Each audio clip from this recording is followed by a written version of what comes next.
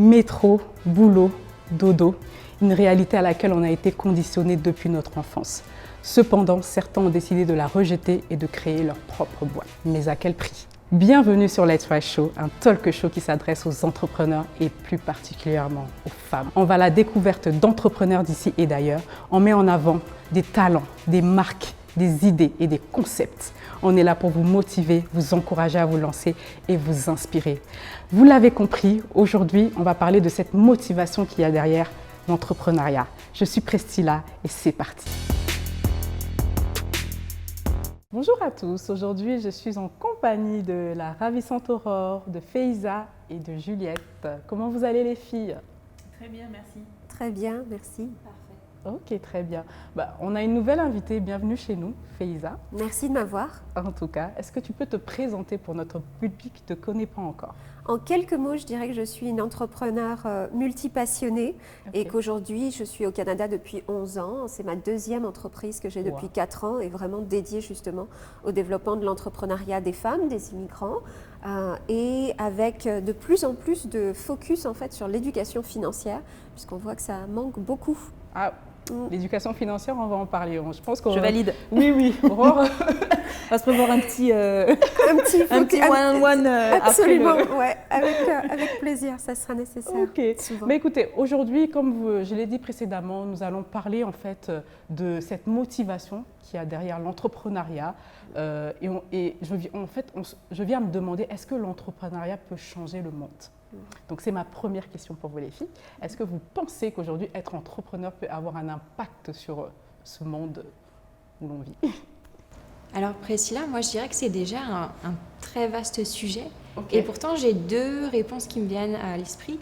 C'est changer le monde. Je pense qu'il y a des entrepreneurs qui viennent avec des idées qui sont innovantes, qui ont vraiment quelque chose qui les pousse derrière. Ils sont passionnés et ils ne recherchent pas juste le profit. Et je pense que ces entrepreneurs peuvent changer le monde.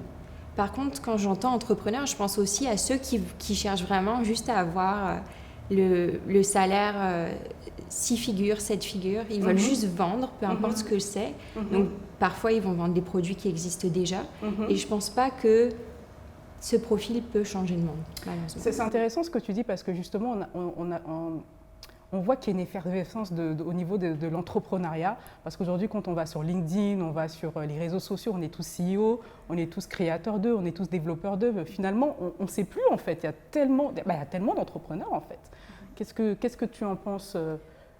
Je suis assez d'accord avec Juliette. C'est vrai qu'il y a deux profils d'entrepreneurs. Pour moi, le vrai entrepreneur, entre guillemets, c'est vraiment celui qui a la vision derrière. Et c'est celui qui, même quand il va se tromper, même quand il y aura un échec, après même plusieurs années, il va quand même se relever et continuer. On va en parler, on va pas trop vite. On va en parler. Et continuer. Mais je pense que c'est quelque chose d'extrêmement important parce que ça fait toute la différence. Parce que justement, l'autre entrepreneur, lui, qui est uniquement motivé par l'argent, quand il va échouer, il va juste repartir dans ce qu'il faisait avant et rebosser pour quelqu'un. Alors, moi je dirais que c'est même pas une question du coup de vision, c'est une question de passion. Parce que quand on est passionné par quelque chose en fait. Je ne sais pas si tu vois, c'est à peu près ce que tu es en train de dire ou c'est différent? Non, pour moi ça va vraiment avec. Il faut être passionné par quelque chose, c'est sûr que ça aide, mais disons que la vision aide aussi beaucoup. On peut avoir une vision très grande et de base pas forcément. Je sais pas, c'est une question assez intéressante en fait, la vision et la passion. Je me dis que ça va forcément, l'un va avec l'autre. Si on a une vision, c'est que... On ne va pas parler de ça dans cette prochaine émission, on ne lance pas un nouveau sujet. En tout cas, j'aimerais bien savoir, Faiza, du coup, toi, qu'est-ce que tu penses? Tu penses que l'entrepreneur peut... On en a beaucoup déjà, parlé de ça. Déjà, en quelques minutes, en fait, on peut voir la complexité du sujet. Je ne sais même pas par où commencer à partir de tout ce que vous avez dit. Je commencerai peut-être effectivement par parler de ce buzz, en fait, de l'entrepreneuriat. Depuis plusieurs années, je suis arrivée au Canada il y a 11 ans, juste au moment, en fait, où le Canada, enfin, au niveau provincial, au niveau fédéral, commençait à mettre beaucoup de moyens pour soutenir notamment l'entrepreneuriat des femmes. Et puis, c'est comme ça que moi, j'ai pu justement créer ma première entreprise. Mais c'est vrai que je pense qu'on arrive à un stade aujourd'hui, en 2020, où tout le monde, effectivement, pense pouvoir devenir entrepreneur et oublie un petit peu ce qui vient avec. Alors, bonne question. Est-ce que tout le monde peut être entrepreneur? Il y a tellement de risques. Déjà, si on parle du quotidien, on ne va pas parler de la vision, même si effectivement, pour moi, c'est ce qui fait la différence entre un entrepreneur et un travailleur autonome ou un chef d'entreprise. Ça va être déjà différent. Mais si on parle du quotidien, il faut déjà voir que ça demande un caractère particulier, beaucoup de persistance, beaucoup de résilience, la capacité aussi d'apprendre constamment, parce qu'au début, on commence seul et puis après, c'est l'idée d'avoir de plus en plus de monde avec soi. Et ça, c'est pas à la portée de tout le monde, déjà au niveau caractère. Après, il y a effectivement, tant que le produit ou le service n'est pas lancé et pas successful, enfin pas trouver son public, il faut aussi pouvoir en vivre. Et là, c'est aussi les barrières que certaines femmes peuvent vivre, aussi bien au Canada que dans le monde entier. Donc voilà. Et même pour cette question-là, est-ce qu'on se pose sur notre Canada francophone? Est-ce qu'on est sur le monde entier? Enfin, vraiment par rapport à la géographie aussi et puis à la situation économique du pays, on va avoir des réponses un petit peu plus subtiles, je dirais. D'accord. Et justement, on avait eu cette conversation, tu travailles avec des entrepreneurs, Aurore aussi d'ailleurs, vous travaillez avec des entrepreneurs. Est-ce que parfois, quand ils arrivent avec des projets, vous vous dites que non, vous n'êtes pas fait pour être entrepreneur, des choses comme ça, vous pouvez voir qu'ils ne sont pas faits pour l'entrepreneuriat et vous leur dites que non, ça c'est pas pour vous, etc. Ça vous arrive? Parce que comme on dit, tout le monde ne peut pas être entrepreneur, etc. Moi, je suis venue à l'entrepreneuriat, j'allais dire presque sur le tard, même si j'avais que 30 ans. Ma première partie de carrière en France, j'étais déjà ce qu'on peut considérer comme un intrapreneur. J'ai toujours créé mon propre travail, j'ai toujours été aller chercher les clients, l'innovation. J'ai ouvert de nouveaux services dans les entreprises dans lesquelles je travaillais, ou bien vraiment changer les choses en fait. Donc je me considérais déjà comme intrapreneur. Ce qui s'est passé quand je suis arrivée au Canada, c'est que comme beaucoup d'immigrants, il a fallu que je recommence à zéro, me considérer comme surqualifiée, etc. J'ai pas du tout aimé, c'est pas mon tempérament de repartir à zéro. C'est important de le dire pour les gens qui nous suivent, il faut recommencer à zéro, c'est pas arriver tout de suite, c'est vraiment, c'est du travail, il faut bosser, etc. Surtout quand on veut monter une entreprise. Voilà, il y a du boulot, il y a quelque chose derrière. Oui, donc dans mes objectifs, c'est vrai que je me disais toujours qu'à 40 ans, j'aurais ma propre entreprise. Au temps où je pensais encore vivre en France. Quand à 30, on m'a dit, tu as été directrice des ventes en France, mais ça ne marche pas ici, il faudrait être assistante commerciale. J'ai dit non, c'est pas la peine. Je vais monter ma propre entreprise. Pour faire ça, je suis passée en fait par un organisme qui, moi, a changé ma vie. Donc on dit, est-ce que l'entrepreneuriat peut changer le monde? Parfois, ça change nos vies, c'est sûr. C'est un organisme francophone à Toronto qui s'appelle Oasis Centre des femmes, qui a été parmi les premiers à donner des cours en fait, d'entrepreneuriat aux femmes. Pourquoi j'explique ça en fait? Pour répondre à ta question, c'est qu'à Oasis, ce que j'ai appris, c'est que c'est important de ne pas dire non à une femme ou à une personne quand elle a un projet. Il faut pouvoir soutenir, il faut pouvoir accompagner dans la découverte, dans le parcours, mais qui je suis moi pour aller dire à une personne ça ne marche pas. Je veux dire, Bill Gates lui-même, quand il a proposé ses idées, il a eu certainement des gens, enfin combien d'exemples on a de personnes qui ont vraiment réussi très fortement et puis quelqu'un qui n'a pas compris en fait la vision. Ou ne se rendait pas compte aussi que la personne avait la capacité finalement de se transformer, puis de réussir. Il y a ce fameux mot de pivot aussi qui est important quand on fait de l'entrepreneuriat. Parfois on va changer d'idée, on va s'adapter. Donc non, je dis jamais non. Par contre, je partage mon expérience ou celle des autres pour faire comprendre qu'il y a vraiment, vraiment du travail et que c'est pas facile. C'est pas facile. C'est ça qu'il faut oublier. C'est vraiment pas facile. C'est bien de dire ça que c'est pas facile parce que justement, un entrepreneur, je ne sais pas pour vous, moi ça m'est déjà arrivé parce qu'il y a des fois, moi je vais parler en chiffres parce que moi c'est du chiffre quand je fais mes ventes ou quoi que ce soit par rapport à BIMAC et tout. Et parfois tu fais zéro en fait, tu te rends compte, dans des mois tu fais zéro et tu as comme une envie d'abandonner. Et là tu te dis non, je ne peux pas abandonner, je dois continuer tellement parce que c'est en toi, c'est ton mantra en fait. Est-ce que ça vous est déjà arrivé? Racontez-moi un peu. La réaction de Faiza me fait penser justement quand je me suis lancée en entrepreneuriat en France où donc je voulais lancer un fashion truck, donc le premier fashion truck de France. Bien sûr, personne ne comprenait. Il me fallait des autorisations que personne ne voulait me donner. Donc clairement, si j'avais juste écouté les gens autour de moi, j'aurais rien du tout lancé et puis je serais restée, voilà. Et en fait, j'ai persévéré et j'avais justement cette vision-là et je me disais, c'est impossible que ça ne fonctionne pas. Il faut que je trouve un moyen, en fait. Et c'est aussi ça, ce truc, c'est l'entrepreneur, si la porte, elle est fermée. De toute façon, l'entrepreneur n'attend pas qu'on lui donne quoi que ce soit. En tout cas, moi, c'est comme ça que je le vois. Il a quelque chose en tête et il a une vision, il a une idée, une passion aussi. Et si la porte est fermée, il va passer par derrière, passer par la fenêtre, escalader, et tout ce qui va avec, et persévérer vraiment pour... Et c'est là aussi où tu te rends compte Et moi, donc, pour répondre entre guillemets à ta question, où dans mon travail, on a des programmes qui permettent aux entrepreneurs de se lancer aussi à temps partiel. Et ça, je trouve que c'est fantastique parce que quand on a déjà un travail à temps plein qui te permet aussi de payer tes factures, etc., et donc de ne pas avoir ce souci-là, et qu'à côté, tu arrives à travailler pendant des heures sur un autre projet, ça montre que vraiment ce projet-là, il te tient à cœur. Et je trouve que ça, c'est vraiment une bonne chose. Je veux vraiment rebondir sur ça, le fait de travailler et puis d'avoir son projet à temps partiel, monter son entreprise, etc. Parce que c'est du boulot, hein, vraiment, c'est énormément de boulot. Mais qu'est-ce qui fait que on n'abandonne pas en fait? Qu'est-ce qui fait? Est-ce qu'il y a quelque chose en nous qui fait qu'on n'abandonne pas? On continue à travailler malgré que c'est dur, malgré que on y passe des heures, etc. Dites-moi un peu de... Oh, Juliette, dis-moi. Mais j'ai juste l'impression, j'étais dans cette position de travailler à temps plein pour une compagnie et d'avoir mes contrats en tant que designer graphique à côté. Et finalement, j'arrivais pas à joindre les deux. Et je trouvais juste que c'était pas concevable pour moi que je continue à travailler à temps plein. Ça me rendait malade. Je me disais non, c'est pas grave, je vais tout lâcher, je vais juste y aller sauter les 2 pieds joints dedans. Et c'était plus cette idée, il n'y a pas d'autre option. Ça va peut-être pas marcher pendant 3 ans, mais donc si ça fonctionne dans 10 ans, alors ça vaut la peine. Donc c'est le mental en fait. Qu'est-ce qui fait que tu ne lâches pas, que tu n'abandonnes pas, même si il y a un échec ou il y a quelque chose? Parce qu'il y a des échecs. C'est pas toujours beau, rassurez-moi, je ne sais pas pour vous. Il y en a énormément des échecs d'ailleurs, et ça aussi, il ne faut pas l'oublier dans ce grand buzz où les gens lâchent souvent leur emploi à plein temps, de se rappeler que l'échec est aussi au bout du chemin très très souvent. Mais justement sur ce chemin-là, on a appris sur soi, on a développé peut-être de nouvelles compétences, que ce soit des compétences soft ou hard skills. J'ai toujours, désolée, beaucoup de mal à les traduire, ces concepts-là en français, mais on le développe effectivement au fur et à mesure. Mais cette notion de se relever quand il y a un échec, c'est essentiel pour l'entrepreneur, mais je dirais qu'aujourd'hui c'est vraiment essentiel pour tout le monde. C'est ce qui fait la différence même au sein d'un emploi de toute façon. Donc oui, il y a une ténacité. Moi, souvent quand j'en parle, je dis qu'il faut que ça vienne du ventre en fait. Il faut qu'il y ait une rage à un moment parce qu'on peut pas...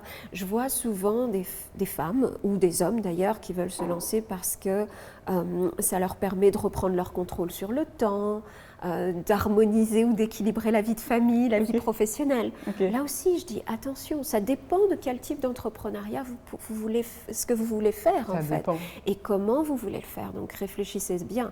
Mais là, c'est vrai qu'on parle plutôt de l'entrepreneuriat qui veut changer le monde. Tu en parlais, les portes qui se ferment, les gens qui ne comprennent pas le modèle d'affaires, qui ne comprennent pas la vision. Il faut vraiment y croire parce que c'est là où le changement intervient en fait. C'est par la disruption, c'est par un changement tellement radical. Et ce radical, la majorité de la population est dans sa zone de confort. Donc il faut aller bouleverser et on bouleverse avec une énergie vraiment surhumaine. Alors est-ce qu'on est surhumain? Je ne pense pas, mais en tout cas on est optimiste au-delà du possible, je pense. Est-ce que justement ça va...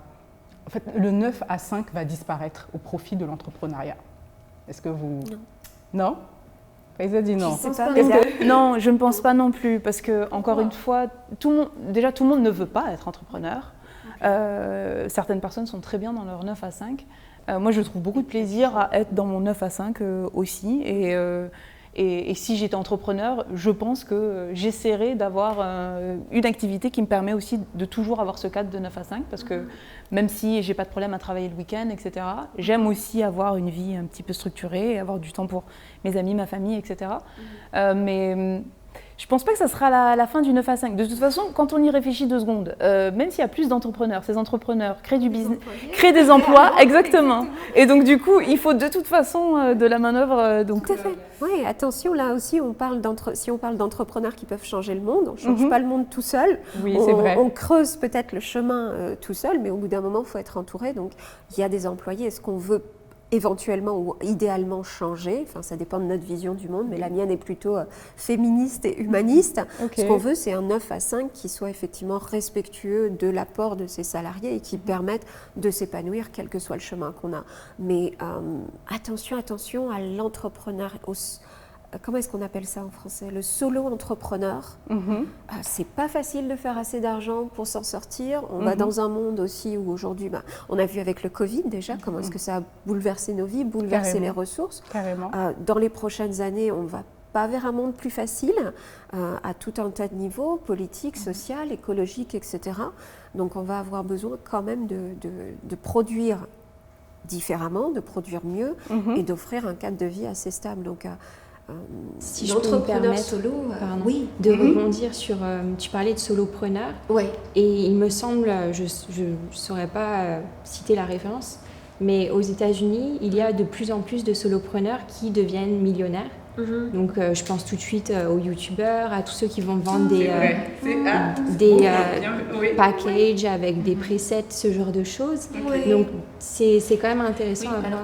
J'aimerais bien quand même voir leur compte en banque déjà, tous ceux d'entre eux, parce qu'il y en a aussi beaucoup qui, oui, alors bon, vous voyez, c'est le Lamborghini derrière moi. Bon, ben voilà, vous n'avez pas besoin de... Tu sais ce fameux...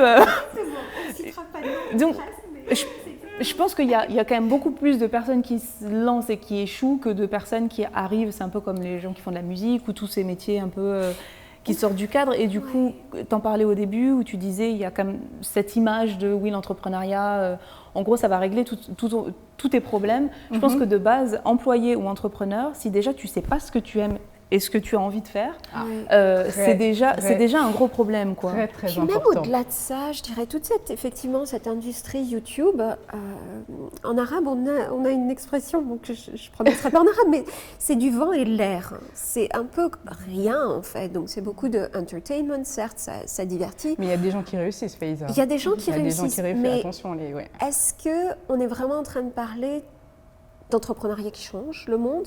Encore une fois, ça change juste son cadre de vie et ça, je pense que c'est totalement dépassé. Enfin, encore une fois, c'est ma position. Ça ne veut pas dire que tout le monde qui se lance comme entrepreneur et qui veut créer des emplois a besoin effectivement de s'attaquer à un des grands sujets ou un des grandes problématiques aujourd'hui dans le monde. On aura besoin de tout. C'est un petit peu comme dans une ruche. On a besoin de reines, on a besoin de soldats, on a besoin de... Voilà, c'est exactement ça. On a besoin de tout. Oui, le monde est comme ça. La population est aussi ça. comme ça. Si tout le monde prenait ce chemin-là, ça ne marche pas. Mais ce que je voudrais voir, c'est effectivement des entrepreneurs qui aujourd'hui se lancent en se disant est-ce que le produit ou le service que je veux lancer apporte quelque chose au-delà de moi-même. Donc on perd peut-être cet égoïsme et puis cet égocentrisme en fait. Mais encore une fois, c'est ma vision féministe, humaniste, vraiment particulière. Mais c'est bien ce que tu dis parce que moi j'ai lu sur un, je ne sais plus si c'était un magazine ou quoi que ce soit, les gens disaient qu'aujourd'hui, en fait, les entrepreneurs, ils ne sont plus à la recherche de profit, ils veulent impacter, en fait, ils veulent changer. Et c'est vrai que quand tu demandes à quelqu'un, moi aussi quand on me demande, mais pourquoi avoir créé BIMAC? Parce que j'ai envie d'impacter la vie des gens. Et quand tu demandes Juliette aussi, quand tu parles de l'environnement, tu as envie d'impacter quelque chose. Donc, j'ai envie de dire que quand même, il y a ce changement parce qu'aujourd'hui, on ne court pas vraiment après... on ne court pas vraiment après ce profit. On veut impacter. À chaque fois qu'on demande à un entrepreneur, c'est quoi ta compagnie, c'est quoi ta vision, c'est je veux impacter, je veux changer. Je me suis rendu compte qu'il y avait un problème dans ça, donc j'ai apporté une solution. Ce que je verrais comme astuce ou comme conseil vraiment les plus importants, le premier c'est de parler le plus possible avec d'autres entrepreneurs, y compris et surtout, j'allais dire, dans son secteur, pour vraiment prendre conscience de la réalité, des étapes par lesquelles eux-mêmes et elles-mêmes ont dû passer pour se développer. Et peu importe, une chose qu'on ne veut pas faire, c'est garder son idée secrète parce qu'on veut se la faire. Exactement. Ça marche c'est la pas. pire. On se développe dans son coin et du coup, on n'apprend pas des autres. On nous a toujours appris quand on a quelque chose, d'abord le garder et ensuite après Non, il va falloir donner un peu pour recevoir. Alors, oui, mais pas pour l'entrepreneuriat. Du coup, ça fonctionne pour tout, sauf pour le business. En fait, c'est plus sur en parler pour avoir l'expérience d'une autre personne, pour pouvoir conseiller, etc. Oui, il faut parler de l'idée, mais en même temps, pour ceux qui ne sont pas passés à l'action, le fait de parler de l'idée et ne jamais finalement commencer, je ne pense pas que c'est une bonne approche non plus. Et j'ai l'impression, parler de son business, une fois qu'on a commencé à agir dessus, c'est beaucoup mieux. Mais quand on parle de partenariat, il faut voir que 70% des partenariats sont un échec. Et ça, c'est un sujet dont on ne parle pas beaucoup, pas assez. Donc, bien se préparer quand on va chercher des partenaires. Et puis, effectivement, au niveau du capital, donc pour se financer, d'aller voir des organismes qui ont à cœur de vous accompagner sur la durée. S'éduquer financièrement, c'est extrêmement important, entrepreneur ou pas, mais en tant qu'entrepreneur, encore plus. C'est un gros enjeu quand on se lance, en fonction forcément de ce que l'on développe, les enjeux vont être différents, mais être déjà, je pense, stable financièrement soi-même en tant qu'individu, avant même de commencer à se mettre dans l'entrepreneuriat, pour moi c'est clé. Et ensuite, bien sûr, derrière, si on en a besoin, aller chercher des financements auprès d'organismes. Il y a aussi plein de choses qui sont assez intéressantes pour les entrepreneurs, c'est tout ce qui est concours, etc. Surtout quand on est une femme, un immigrant, voilà, une catégorie comme ça, minorité visible, où on va avoir des concours précis. Et donc, il ne faut pas hésiter à y aller, il y a plein de dossiers à faire, etc. Et c'est un peu...